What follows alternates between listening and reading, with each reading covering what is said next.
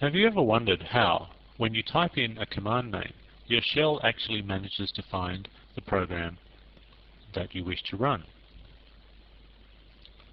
Do you know what I'm talking about? Do you know what the question means? You've probably never even thought about it. Let's have a look at an example. Suppose I type in ls. Now, what's happened here is that the shell has actually found a file on the Unix hard disk called ls. It's an executable file. It's actually a program called ls. Importantly, this program is stored in a file, and the file obviously lives in a directory. ls has obviously managed to find that particular file and start it. How did it do that? How did it know where to look? Specifically, if I type in an imaginary command called abc, and it says command not found. Now, it only took about half a second for it to determine that that command was not found. What I'd like to know is, how does it know? Has it scanned the entire Unix system looking for an executable file called abc, failed to find it, and said, okay, well there isn't one, so command not found? What's the process involved? Well, that's what this little module is about right now. The path environment variable is used by the shell to determine exactly what directories to look in to find the executable programs. In other words, to find the commands that you type in. It sort of works like this. You type in a command name like abc or ls or something like that. The very first thing that the shell does in your path environment variable and determines the directories that then must be looked in to find the command that you've typed. Path, the environment variable, typically contains 5, 6, maybe 10 directories at most that could possibly contain the programs that you're looking for. So the shell will look in each one of those in turn, starting with the first one in the list, until it finds the program that you're looking for, at which point it simply runs the program. So if you've typed in abc, it'll start looking through each of the directories in turn for a file called abc that is executable. If it finds one, it executes it, and it does not continue looking. So if there's a second one in one of the other directories, 2 files, both called abc, then only the first one ever gets run. If it looks through each of the directories, say 10 of them, and it doesn't find an executable file called abc, then it gives out the little message, command not found. So let's have a look at our path environment variable.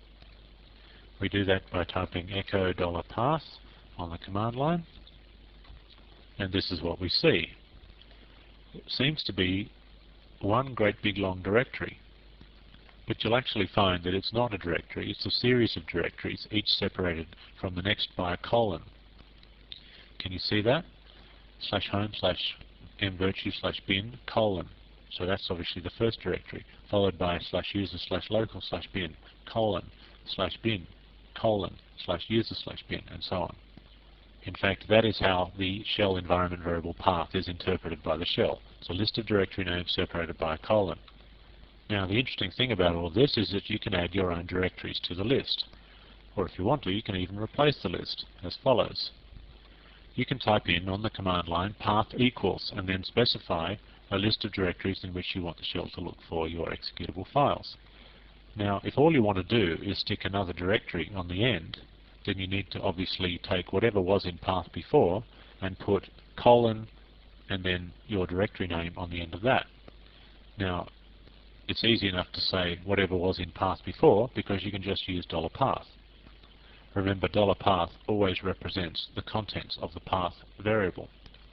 So you can take the contents of the existing path variable, then put on the end a colon, and then you can put another directory and you can put all of that back into the path variable. Alternatively, you can say path equals and then put something at the beginning of the path. In this case, I'm putting $colon at the beginning of the path, before the $path that you see there. And what do you suppose the dot means? Yep, well that's it. It means the current directory. So what I'm actually specifying here is that I want the shell to look in the current directory first for any program that I might want to run. Now this implies, correctly, that the shell does not look in the current directory by default when looking for the location of the programs that you want to run. Now that's different to DOS. If you've ever used DOS, or even Windows, DOS and Windows both look in the current directory first to try and find the executable program that you've specified. And if they can't find it in the current directory, they always then go and look in your path variable. So it's true that DOS and Windows also have a path variable, which they use for exactly the same reason.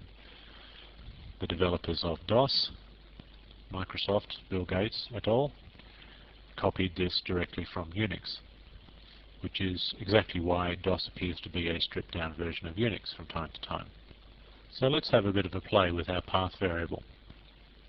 There is the environment variable path set. Now what if I set it to something else? What if I set it to some garbage value, and then I try to type in the name of a command, like who, for example. Who command not found. This means, of course, that the shell does not know where to look to find the who program, or at least it knows where to look, but the place that I specified for it to look doesn't actually exist. So where might I go to find those programs? Well, let's have a look in /bin. /bin is a place where lots of executable programs are stored. Not all of them, but lots.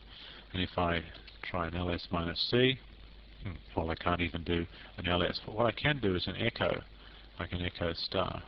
And there's the names of all the programs in the current directory. The reason that echo worked whereas ls didn't is that echo is part of the shell. It's a command that is built into the shell. It's not a separate executable file anywhere. So I could say, alright, well there's obviously some programs in here, so path equals /bin. And now my ls will actually work. What about what's in /user/bin? That's another directory that I know of. ls/user/bin. Oops, I could spell it right. Now that's got a whole bunch of stuff in it. Let's choose one. Let's choose the program called zdiff, or zdiff if you're North American. Can I run the program called zdiff? And I get command not found. So I say, alright, well I might want to modify my path command, my path variable, such that it includes bin followed by /user/bin. And now I try and run zdiff, and I find that it does in fact find the program, but I haven't started it correctly. But that's not the point. The point is that I found the program. So you can see that I'm actually building up a useful path here. And in fact what you'll probably find is when you log into your Unix system that there'll be just 2 or 3 directories in the path. You'll almost always find /bin and /user/bin, and you might find something called /user/local/bin, which would be executable programs developed by your company and made available to the users in your company.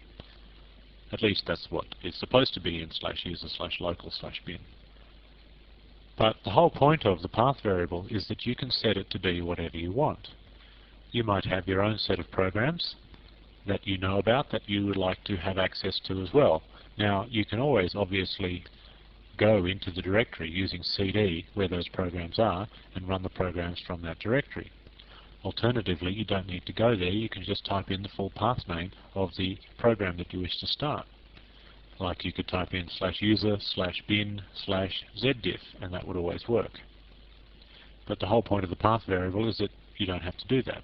The path variable is all about convenience. So you can add the directory that contains the programs that you wish to execute to your path variable, either at the beginning or at the end. Now, here's the clever part. What a lot of people do is that they create a directory in their home directory or somewhere suitable that contains a bunch of little programs and shell scripts that they write for themselves. This is, of course, if you know how to create programs. Shell scripts are actually reasonably simple to create. Now, I have done exactly that.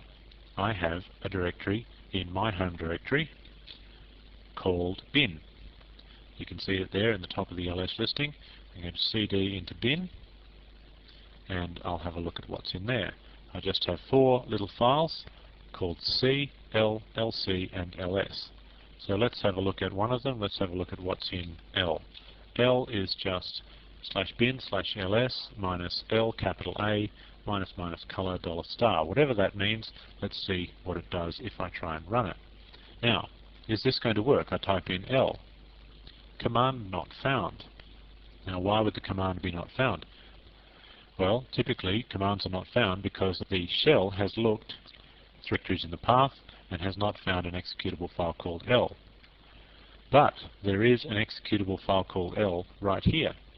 So I might say to myself, well, I would like to have the current directory being part of my path. And I think, well, that's easy enough. I can say path equals $path, like that. And then I can type in L, and it actually does something this time. It's sort of a ls-a option. So I pretend to myself that everything's fine, and I cd into another directory, into say the course directory, and I try and run the L program from here, and I get command not found again. Now why would that be? And I look in the path and I say, surely the directory that I want is in there. And it's just looking in the current directory or /bin or /user/bin. So I go, oh gosh, I forgot to put in my actual bin directory. All I've put in is dot, which will mean it will look in the current directory, but it won't look in the bin directory if I'm anywhere else. So then I add to the beginning of my path the directory /home/mvirtue/bin, and then a colon, and then the rest of the path, whatever it was. And now I type in L to see if it works, and yes, it does. As you can see, it's a kind of a color-coded version of ls-L. So what I've shown you there is a very clever little technique that a lot of experienced Unix people actually do. They create for themselves a little directory that contains a whole series of little programs they've written for themselves, and then they take that directory and they put that directory into their path so that they can then access those little programs from anywhere. It's very handy to be able to do that, and I suggest that if that's the sort of thing that you like to do, that you try and get that working in your own shell account. Let's move on and look at another environment variable that is also useful.